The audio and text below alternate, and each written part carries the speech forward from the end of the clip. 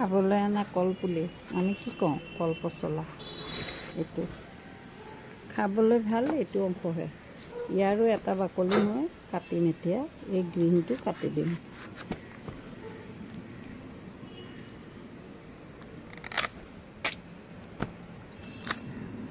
এইটো সব কি ধুনীয়া কল পচলা ঘৰৰে খাম আজি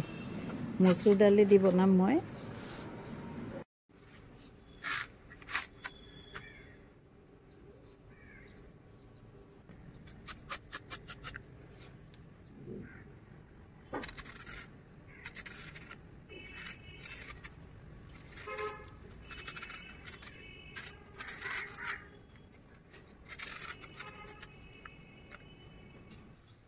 মাত্ৰ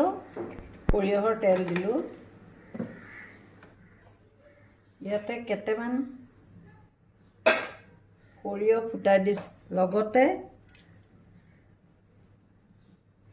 থেতালি অকণমান আদা আৰু নহৰু দিছোঁ এই ভাজিব নালাগে লগে লগে আপুনি এয়া মই হাতে মোহাৰি লৈছিলোঁ কল পচলা কাটি দি দিলোঁ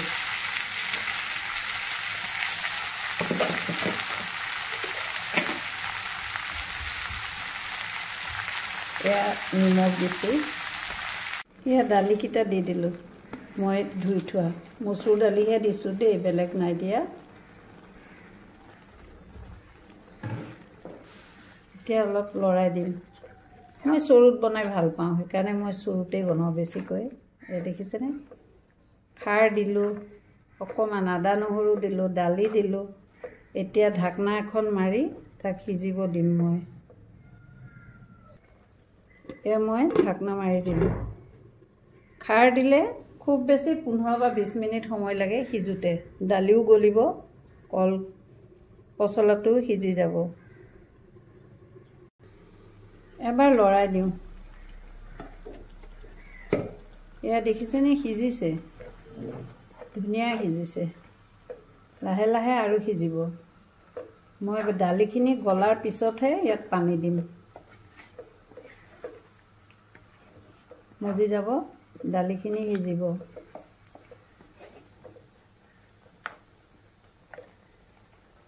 এতিয়া ইয়াৰ ওপৰত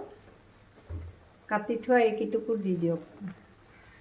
এইখিনিও লাহে লাহে নিজেই সিজি থাকিব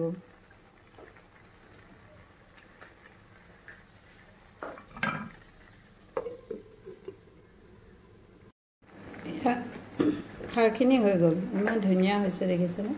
এই সিজি গৈছে কলৰ থুৰবিলাক এইটো খাবলৈ বৰ সোৱাদ আপোনালোকে এনেকৈ ট্ৰাই কৰিবচোন বহুত সোৱাদ মই মাটিৰ চৰুত বনাইছোঁ আপোনালোকৰ মাটিৰ চৰুত যদি আছে বনাব পাৰে